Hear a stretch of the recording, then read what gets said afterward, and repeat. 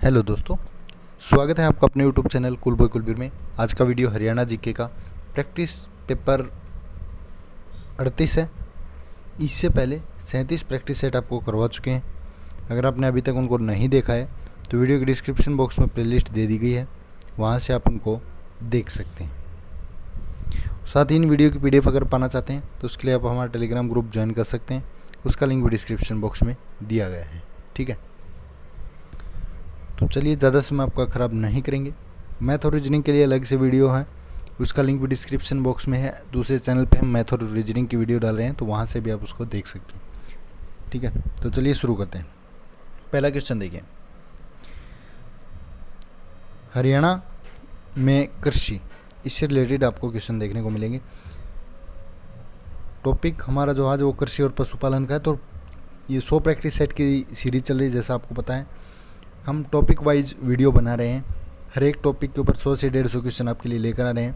हर एक टॉपिक लगातार क्लियर करते जा रहे हैं। बहुत अच्छे क्वेश्चन आपको देखने को मिले हैं यहाँ पे, और भी मिलेंगे आगे भी। तो चैनल के साथ बने रहिए। वीडियो अच्छा लगे तो शेयर भी कीजिए और लाइक भी कीजिए, और लास्ट तक वीडियो ज़रूर देखा करिए। ये आपसे रिक्वेस्ट है, लास्ट तक ज़रूर देखें ताकि आप पूरे वीडियो का फ़ायदा उठा सकें। ठीक है, तो चलिए शुरू करते हैं। पहला क्वेश्चन देखिए, हरियाणा केंद्रीय खाद्यान्न भंडार में योगदान देने वाला कौन सा बड़ा राज्य है? हरियाणा जो है वो केंद्रीय खाद्यान्न भंडार में योगदान देने वाला कौन सा बड़ा राज्य है? ये है दूसरा। ठीक है, जो राज्य की लगभग 70% जनता जो वो कृषि अर्थव्यवस्था पर आधारित है, इसलिए हरियाणा को क्या बोलते हैं? कृषि प्रधान राज्य। हरियाणा में फसलों में विविधता हेतु किन फसलों का उत्पादन किया जाता है?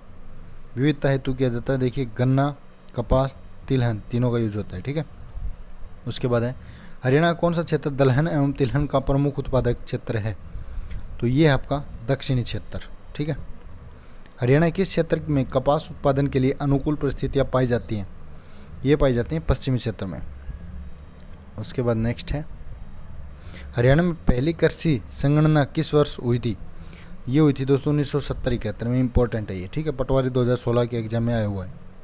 वर्ष 1966-67 में शुरू की गई हरित क्रांति के कारण हरियाणा प्रदेश में किस खाद्यान्न में अत्यधिक सफलता प्राप्त हुई?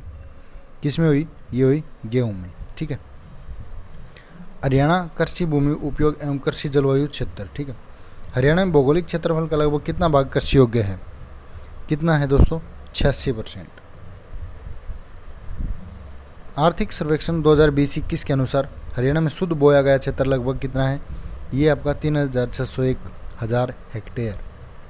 उसके बाद है, वर्ष 2019-20 के सकल राज्य मूल्य संवर्धन में कृषि एवं संबंध क्षेत्रों का योगदान स्थिर कीमत पर है। कितना है? 16.6%।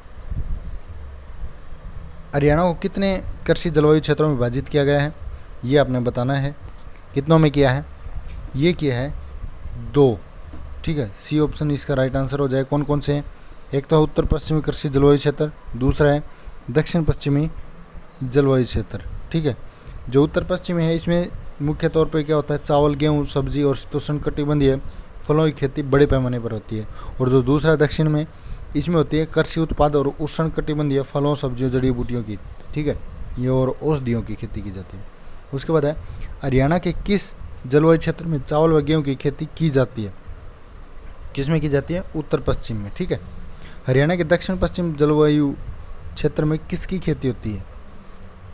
दक्षिण पश्चिम में मैंने बता दिया आपको। देखिए, फल, सब्जियां, औषधि और जड़ी बूटियाँ इनकी होती है। ठीक है, उसके बाद हरियाणा की फसल ऋतुएं। हरियाणा में पाई जाने वाली मुख्य कृषि फसल ऋतु कौन सी है? तो मुख्य है तो बात करें खरीफ और रबी दोनों ही हैं। ठीक है, जायद में आपकी सब्जियाँ आती हैं। निम्न में से किस फसल को आषाढ़ी फसल भी कहते हैं? तो आषाढ़ी फसल बोलते हैं रबी को। ठीक है, जो रबी की फसल होती है उसको। ठीक है, जो आपकी सर्दियों में उगाई जाती है। जैसे इस फसल की बुआई जो है अक्टूबर नवंबर तथा कटाई मार्च अप्रैल में की जाती है। जैसे कौन कौन से? गेहूँ, चना, जौ, मटर आदि। ठीक है, खरीफ की फसल किस माह में बोई जाती है? खरीफ की बोते हैं दोस्तों जून जुलाई में। याद रखिए, जून जुलाई में। बरसात के मौसम में कौन सी फसलें उगाई जाती हैं?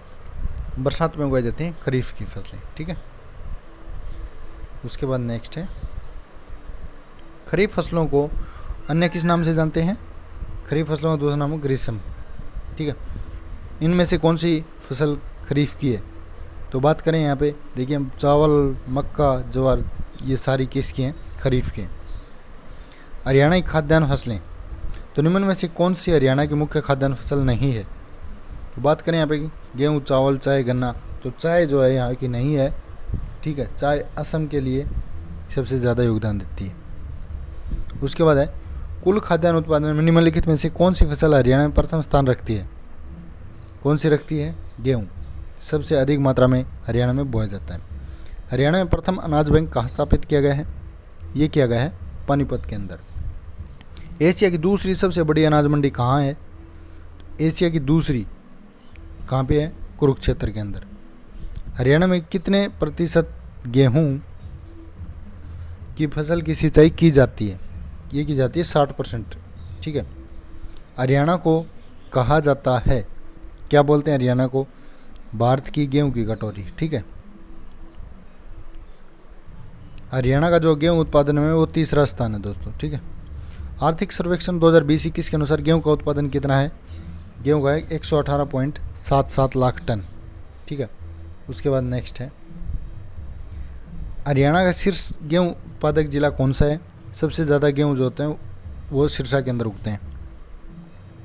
हरियाणा सरकार के द्वारा गेहूं पर कौन सा कर समाप्त किया गया है? ये किया गया है वैट कर। ठीक है, हरियाणा में सर्वोत्तम गुणवत्ता के चावल की पैदावार कहाँ होती है? ये होती है करनाल और कुरुक्षेत्र में। ठीक है, हरियाणा का कौन सा जिला बासमती चावल के उत्पादन में विश्व प्रसिद्ध होने के कारण चावल का कटोरा नाम से जाना जाता है? चावल का कटोरा किसको बोलते हैं दोस्तों? ये बोलते हैं करनाल को। ठीक है, हरियाणा के किस जिले से बासमती चावल विदेशों में निर्यात किया जाता है? विदेशों में निर्यात किया जाता है कैथल का। ठीक है, हरियाणा की मक्का की खेती किसके साथ भी की जाती है? किसके साथ भी करते हैं? ज्वार और बाजरे के साथ। ठीक है, हरियाणा प्रदेश का कौन सा जिला शीर्ष मक्का उत्पादक जिला है? तो ये आपका पंचकुला। ठीक है, उसके बाद है हरियाणा कौन सा जिला सर्वाधिक ज्वार का उत्पादन करता है? सर्वाधिक ज्वार का उत्पादन करता है रोहतक। रोहतक में हरियाणा के कुल ज्वार क्षेत्र के लगभग कितने भाग पर ज्वार की पैदावार की जाती है? ये करते हैं 32.25% पर। निम्न में से किस अनाज को मोटा अनाज एवं निर्धनों का प्रमुख खाद्यान्न कहते हैं? तो ये बोलते हैं दोस्तों बाजरे को। ठीक है, ऑप्शन सी बाजरा। हरियाणा में बाजरा की जो खेती है वो कितने सेंटीमीटर वर्षा क्षेत्र में की जाती है? ये करते हैं 40 से 50 सेंटीमीटर में। हरियाणा में बाजरे का शीर्ष उत्पादक जिला कौन सा है? तो बाजरा सबसे ज़्यादा बात करें वैसे तो भिवानी में भी होता है, महेंद्रगढ़ में भी होता है। ठीक है, तो यहाँ पे सरसों अगर बात की जाए तो वो महेंद्रगढ़ में होती है, बाजरा भिवानी में होता है। ठीक है, ऐसे याद। हरियाणा के महेंद्रगढ़ में भारत के कुल बाजरा उत्पादन का कितने प्रतिशत बाजरा उत्पादित होता है? तो ये होता है दोस्तों 25.09%। हरियाणा में जौ का सर्वाधिक उत्पादक जिला कौन सा है? जौ का सर्वाधिक उत्पादक आपका भिवानी। ठीक है, हरियाणा में किसकी खेती रबी व खरीफ दोनों फसलों में की जाती है? किसकी खेती की जाती है? चने की। हरियाणा प्रदेश का सर्वाधिक चना उत्पादक जिला कौन सा है? सबसे ज़्यादा चने की बात की जाए तो ये भिवानी के अंदर ही होता है। उसके बाद है निम्नलिखित कथनों पर विचार करते हुए सही कथन का चयन कीजिए। अच्छा, यहाँ पे देखिए गेहूं की खेती के लिए समतल भूमि अनुकूल होती है क्योंकि आधुनिक कृषि यंत्रों का उपयोग आसानी से किया जाता है। बिल्कुल सही है। चावल की कृषि के लिए कछारी अथवा भारी दोमट व उपजाऊ चिकनी मिट्टी महत्वपूर्ण होती है। ये भी सही है। उसके बाद थर्ड देखिए ज्वार की फसल के लिए अधिक वर्षा, ये गलत बात है, अधिक वर्षा की आवश्यकता नहीं होती। भिवानी में राज्य के कुल चने का 54.42% उत्पाद, बिल्कुल ये सही है। तो 1, 2, 4 ऑप्शन हो गया, सी ऑप्शन आपका राइट हो जाएगा। उसके बाद है हरियाणा की व्यापारिक जो फसलें हैं उनके बारे में। हरियाणा के किस जिले में गन्ने का सर्वाधिक उत्पादन किया जाता है? गन्ना सबसे ज़्यादा होता है यमुनानगर में दोस्तों। ठीक है, गन्ने की खेती के लिए कौन सी जलवायु सर्वोत्तम है? तो गन्ने के लिए उष्ण आर्द्र जलवायु। हरियाणा में कौन सी कपास का उत्पादन किया जाता है? तो कौन सी कपास का करते हैं?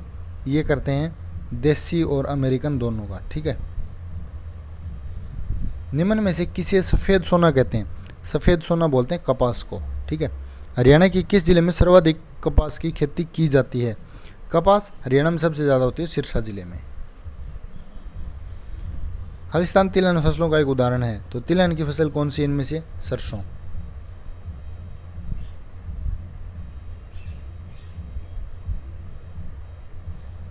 उसके बाद है नेक्स्ट, हरियाणा का प्रमुख तिलहन यानी सरसों उत्पादक जिला कौन सा है?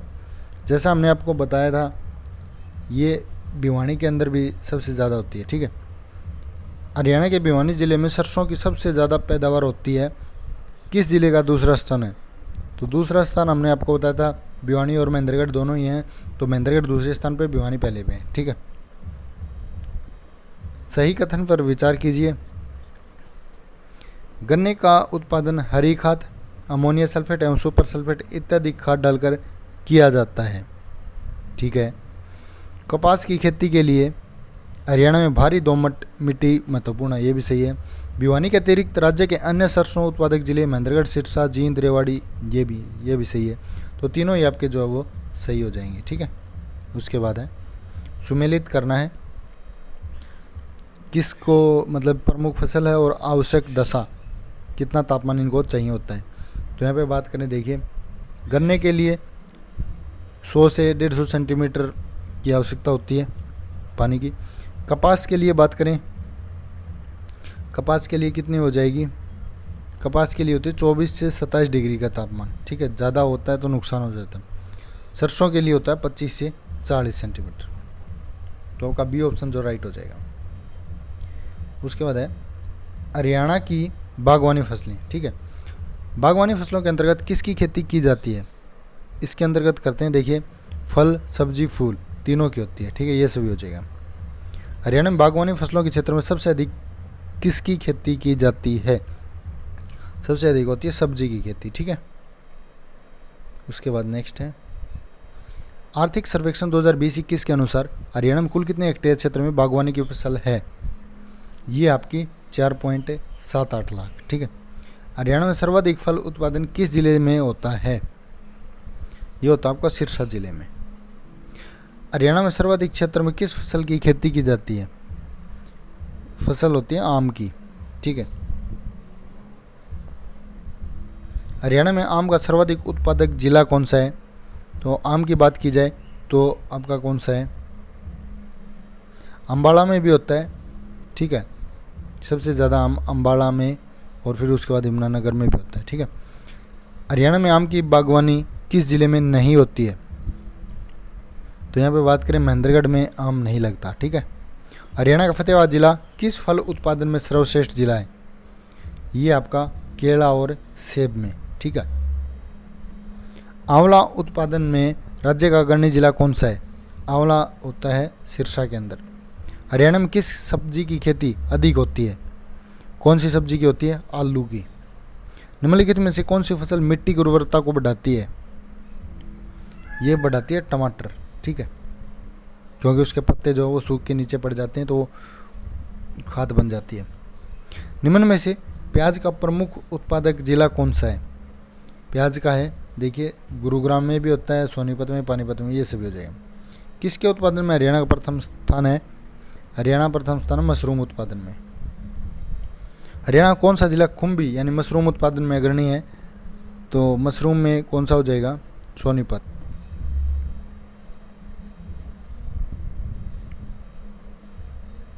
उसके बाद नेक्स्ट है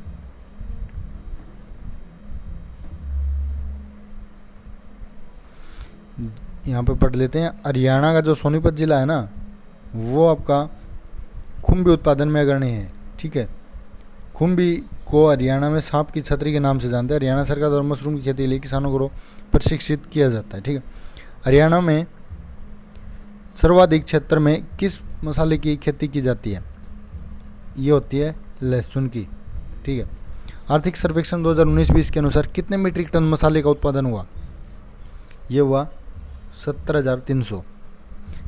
हरियाणा में हल्दी का प्रमुख उत्पादक जिला कौन सा है? हल्दी, ये आपका देखिए यमुनानगर, कुरुक्षेत्र, अम्बाला तीनों ही है, ठीक है। हरियाणा में धनिया का प्रमुख उत्पादन जिला कौन सा है? धनिया सबसे ज़्यादा होता है कुरुक्षेत्र के अंदर। हरियाणा राज्य में सर्वाधिक क्षेत्र में किस फूल की खेती की जाती है? ये है ऑप्शन डी, ग्लेडियोलस। ठीक है, हरियाणा में ग्लेडियोलस फूल का प्रमुख उत्पादक जिला कौन सा है? ये आपका फरीदाबाद। हरियाणा में अंतर्राष्ट्रीय बागवानी बाजार कहाँ पे स्थापित किए जाने की योजना है? ये है सोनीपत के अंदर। हरियाणा किस जिले में प्रथम बागवानी विश्वविद्यालय स्थापित किया गया है? ये किया गया है करनाल के अंदर। ठीक है, उसके बाद है सुमेलित करना है आपने इनको। ठीक है, सुमेलित करना है इनमें से। तो यहाँ पे बात करें, इधर सब्जी फल हैं और इधर उत्पादक जिले हैं। सबसे पहले बात करते हैं फूल गोभी की। तो फूल गोभी सबसे ज़्यादा होती है दोस्तों सोनीपत के अंदर। ठीक है, उसके बाद है कुकुर बीट्स। तो ये होता है आपका कहाँ पे? ये होता है करनाल के अंदर। ठीक है, मिर्च सबसे ज़्यादा होती है यमुनानगर के अंदर। और मेथी होती है गुरुग्राम के अंदर। ठीक है, तो ये हो जाएगा इसका। उसके बाद नेक्स्ट है, निम्न में से सही कथन को चुनिए। सही कथन जो चुनना है, हरियाणा में औषधियों की खेती सर्वाधिक की जाती है। ठीक है, ये बात भी। हरियाणा में सर्वाधिक हर्बल पार्क रेवाड़ी में है, जिसकी संख्या 15 है। ये भी सही है। गूगल के संरक्षण व विकास के लिए हरियाणा वन विभाग ने परियोजना संचालित की है। ये भी सही है। तो ये सभी हो जाएगा। ठीक है, उसके बाद है सुमेलित करना है। ये यहाँ पे फल उत्कृष्टता के अंदर दिया गया है और इधर जो है इनकी जगह दी गई है, कहाँ पे कौन सी योजना चल रही है। ठीक है, तो यहाँ पे बात करें, देखिए फल उत्कृष्टता के अंदर ये मंजियाना सही है। मधुमक्खी उत्कृष्टता के अंदर रामनगर सही है। बागवानी जैव प्रौद्योगिकी के अंदर सामगढ़ सही है। फूल उत्कृष्टता के अंदर ये झज्जर सही है। तो 1 2 3 4 हो जाएगा। ठीक है, ऑप्शन बी। उसके बाद है हरियाणा की कृषि विकास से संबंधित जो संस्थाएं हैं वो सुन लीजिए। हरियाणा राज्य सहकारी आपूर्ति एवं विपणन प्रसंघ की स्थापना कब की गई थी? ये हुई थी 1 नवंबर 1966 को। हरियाणा राज्य सहकारी बैंक लिमिटेड द्वारा किसे वित्त पोषित किया जाता है? किसको करते हैं? देखिए, किसानों को, मजदूरों को, उद्यमियों को, सभी को। ठीक है, सभी हो जाएगा। हरियाणा सहकारी कृषि एवं ग्रामीण विकास बैंक लिमिटेड किसानों को कितने अवधि का ऋण उपलब्ध कराते हैं? कितने अवधि का? दीर्घकालीन। उसके बाद नेक्स्ट है, हरियाणा सरकार द्वारा राज्य में चीनी मिल प्रसंघ लिमिटेड की स्थापना कब की गई? ये की गई वर्ष 1966 के अंदर। हरियाणा भंडारगार निगम का उद्देश्य किसी वैज्ञानिक भंडारण सुविधा उपलब्ध कराना है? तो ये है, देखिए, किसानों को, सरकारी संस्थाओं, व्यापारियों, सभी को। ठीक है, हरियाणा भंडारगार निगम की क्षमता कितनी है? इनकी क्षमता है 22.08 लाख मीट्रिक टन। हरियाणा राज्य कृषि विपणन बोर्ड द्वारा राज्य की कितनी मंडियों में एग्रो शॉपिंग मॉल परिसर विकसित किए गए हैं? ये किए गए हैं 4 मंडियों में। ठीक है, इम्पोर्टेंट है दोस्तों। कौन कौन सी मंडियाँ हैं ये? देखिए, करनाल है, रोहतक है, पानीपत और पंचकुला है। ठीक है, हरियाणा बीज विकास निगम लिमिटेड की स्थापना कब की गई? ये होती है 1974 के अंदर। हरियाणा भूमि सुधार एवं विकास निगम लिमिटेड की स्थापना किस वर्ष की गई? ये की गई 1974 के अंदर। हरियाणा राज्य प्रमाणन अभिकरण की स्थापना स्वतंत्र संस्था के रूप में किस वर्ष की गई? ये की गई 1976 में। उसके बाद है, कृषि विकास से संबंधित संस्थाओं पर विचार करते हुए सही कथन की पहचान कीजिए। ठीक है, तो बात करें, पहला है, हरियाणा भंडारगार निगम के तहत राज्य में कुल 111 भंडारगार हैं, जिसमें 105 स्वयं तथा 6 प्रबंध आधार पर संचालित है। ये बिल्कुल सही है। सेकंड है, हरियाणा राज्य कृषि विपणन बोर्ड ने 31 अक्टूबर 2019 तक 13,886 किलोमीटर लंबाई की 5,378 ग्रामीण सड़क संपर्क सड़कों का निर्माण किया। ये भी सही है। उसके बाद है नेक्स्ट, हरियाणा भूमि सुधार एवं विकास निगम लिमिटेड राज्य में राष्ट्रीय कृषि विकास योजना व भूमि सुधार स्कीम के तहत किसानों को जिप्सम 50% के अनुदान पर उपलब्ध कराती है। ये भी सही है। लास्ट है, हरियाणा किसान आयोग के गठन की मंजूरी 15 जुलाई 2012 को दी गई। ये भी सही है। तो चारों ही सही है, ऑप्शन डी हो जाएगा ये सभी। उसके बाद है, हरियाणा में कृषि से संबंधित प्रमुख योजनाएं। हरियाणा सरकार द्वारा 72 भरपाई योजना की शुरुआत किस वर्ष की गई? 72 भरपाई योजना चलाई गई आपकी 1 जनवरी 2018 को। मुख्यमंत्री कृषक एवं खेती और मजदूर जीवन सुरक्षा योजना के तहत कृषि कार्य के दौरान मृत्यु होने पर किसानों मजदूर के आश्रितों को कितनी सहायता प्रदान की जाती है? कितनी करते हैं? 5 लाख रुपए की। ठीक है। इंडो डच प्रोजेक्ट हरियाणा सरकार ने वर्ष 1994 में किस देश की सरकार के साथ आरंभ किया? ये किया था Haryana operational Indo Dutch project किया था नीदरलैंड के साथ। ठीक है। उसके बाद जो इंडो डच प्रोजेक्ट है इसका अन्य नाम क्या है? इसको बोलते हैं हरियाणा ऑपरेशनल पायलट प्रोजेक्ट। ठीक है। हरियाणा सरकार ने करनाल जिले में एक बागवानी परियोजना स्थापित करने के लिए किस देश के साथ भागीदारी की है? किसके साथ की है? इजराइल के साथ। प्रधानमंत्री किसान मान धन योजना के तहत 60 वर्ष से ऊपर के किसानों के लिए न्यूनतम कितनी पेंशन का प्रावधान है? इसमें देंगे 3,000 रुपये हर महीने। ठीक है। उसके बाद है प्रधानमंत्री किसान मान धन योजना के तहत हरियाणा राज्य में किस योजना का क्रियान्वयन किया जा रहा है? तो इसको बोलते हैं मुख्यमंत्री परिवार समृद्धि योजना, ऑप्शन ए। ठीक है। हरियाणा में फसल समूह विकास कार्यक्रम कितने गांव में शुरू किया गया? ये किया गया 340 गांव में। 21 फरवरी 2018 को हरियाणा राज्य किस जिले में फसल समूह विकास कार्यक्रम की शुरुआत की गई? ये की गई गुरुग्राम में। हरियाणा सरकार ने फसल बीमा योजना को लागू करने का निर्णय कब लिया? ये लिया 2017-18 में। ठीक है। उसके बाद है मृदा स्वास्थ्य कार्ड योजना किस वर्ष शुरू की गई? ये है 2015 के अंदर। राष्ट्रीय खाद्य सुरक्षा मिशन के अंतर्गत हरियाणा के कितने जिलों को गेहूं के अंतर्गत कवर किया गया है? कितने जिलों को किया गया है? 7 जिलों को।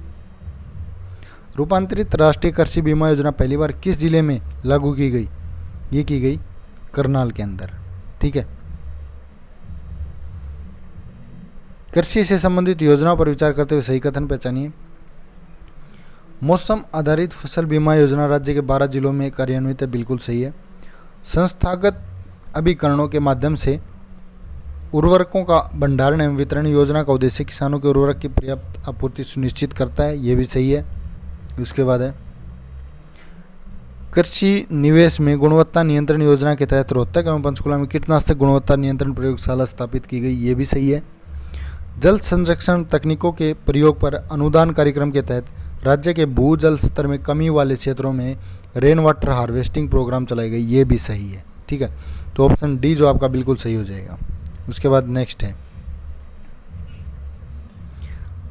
अगला क्वेश्चन है सही कथन का चयन कीजिए। राष्ट्रीय कृषि विकास योजना हरियाणा में वर्ष 2007-8 में शुरू की गई, ये सही है। राष्ट्रीय बागवानी मिशन के अंतर्गत हरियाणा में भारत सरकार ने 2 परियोजनाओं को मंजूरी दी है, ये भी सही है। समेकित परजीवी प्रबंधन कार्यक्रम के अंतर्गत रासायनिक कीटनाशक की खपत कम करने के लिए सिरसा में जैविक नियंत्रण प्रयोगशाला की स्थापना की गई है, ये भी सही है। तो ये हो जाएगा ये सभी। उसके बाद है जो हरियाणा की राज्य कृषि नीति है उनके बारे में। हरियाणा में किस वर्ष राष्ट्रीय किसान नीति को स्वीकृति प्रदान की गई? ये की गई 2007 के अंदर। हरियाणा सरकार ने किसकी सहायता से राज्य के किसानों के विकास के लिए कृषि नीति का ड्राफ्ट तैयार किया है? ये क्या है? कृषि आयोग, जो कृषि किसान आयोग है उसके ऊपर। उसके बाद है हरियाणा राज्य कृषि नीति के अंतर्गत राज्य में कितने कृषि जोन का निर्माण किया गया है? ये किया गया है 3 का। हरियाणा राज्य कृषि नीति के तहत कृषि जोन 2 में कुल कितने जिलों को शामिल किया गया? ये किया गया था 7 जिलों को। हरियाणा का कौन सा क्षेत्र कृषि एवं वानिकी के अतिरिक्त भेड़ बकरी पालन के लिए भी प्रमुख है? कौन सा है? नू। ठीक है। उसके बाद नेक्स्ट है हरियाणा में पशुपालन एवं डायरी, जो डेयरी हैं इनसे संबंधित। हरियाणा भारत में पशुधन में किसके बाद आता है? यह आता है कर्नाटक के बाद। 20वीं पशुधन गणना के अनुसार हरियाणा में कुल पशुधनों की संख्या कितनी थी? ये थी 71.26 लाख। हरियाणा में भैंस की कौन सी नस्ल सबसे अच्छी मानी जाती है? तो ये मानते हैं मुर्रा। ठीक है। किस दुधारू पशु को हरियाणा में काला सोना बोलते हैं? तो किसको बोलते हैं दोस्तों? मुर्रा को। भारत के किस राज्य को भारत की पशु संपदा की खान कहा जाता है? हरियाणा को। ठीक है। हरियाणा में किस नस्ल की गायें प्रमुख है? गायें तो यहाँ पे साहिवाल की भी है, थारपारकर की भी हैं, दोनों ही हैं। पशु गणना 2019 के अनुसार हरियाणा में सर्वाधिक पशुधन वाले जिले हैं कौन कौन से हैं? देखिए, घटते क्रम में हिसार, सिरसा, जींद, भिवानी व कैथल। उसके बाद है हरियाणा सरकार ने वर्ष 2019-20 में कुल कितने दुग्ध उत्पादक का लक्ष्य निर्धारित किया था? कितने का लक्ष्य निर्धारित किया था? 117.34 लाख टन का। ठीक है। सबसे बड़ा सरकारी पशुधन फार्म हरियाणा में किस नगर में स्थित है? यह है हिसार के अंदर। ठीक है। उसके बाद नेक्स्ट है हरियाणा में एशिया का सबसे बड़ा पशुपालन फार्म कहाँ स्थित है? ये बता दिया हमने, हिसार में है। हरियाणा कौन सा जिला पशुधन विकास में अग्रणी है? ये हो जाएगा आपका हिसार। अनुसूचित जातियों के लोगों के पशुओं का मुफ्त बीमा करने वाला देश का पहला व एकमात्र राज्य कौन सा है? ये है हरियाणा। ठीक है। हरियाणा में मुंह पक्का व खुर पक्का रोग की रोकथाम के लिए किस योजना के तहत पशुओं में टीकाकरण कार्यक्रम की शुरुआत की गई है? कौन सी योजना है ये है एस्केड योजना। ठीक है, याद रखिए एस्केड। मिलान करना है यहाँ पे इनकी संख्या कितनी है, तो यहाँ पे गाय हैं 19.24 लाख। ठीक है। और फिर है भैंस आपकी 43.67 लाख, भेड़ आपकी 2.88 लाख और बकरी हैं 3.35 लाख। ठीक है। तो ऑप्शन जो डी है इसका राइट आंसर हो जाएगा। सही कथन चुनिए। आर्थिक सर्वेक्षण 2020-21 के अनुसार राज्य में 2884 पशु चिकित्सा संस्थान, बिल्कुल सही है। हरियाणा में सबसे कम मवेशी क्रमशः पंचकुला, फरीदाबाद और गुरुग्राम में पाए जाते हैं, ये भी सही है। कुक्कुट रोग जांच प्रयोगशाला थानेसर में स्थित, ये भी सही है। भिवानी में पशु प्रजनन हेतु वर्ष 1972 में वीर्य कोष की स्थापना की, ये भी सही है। तो ये सभी हो जाएगा। ठीक है। उसके बाद नेक्स्ट है हरियाणा में पशुपालन व डेयरी विकास संबंधी संस्थान। हरियाणा में राष्ट्रीय डेयरी अनुसंधान संस्थान का मुख्यालय बेंगलुरु से करनाल कब स्थानांतरित किया गया?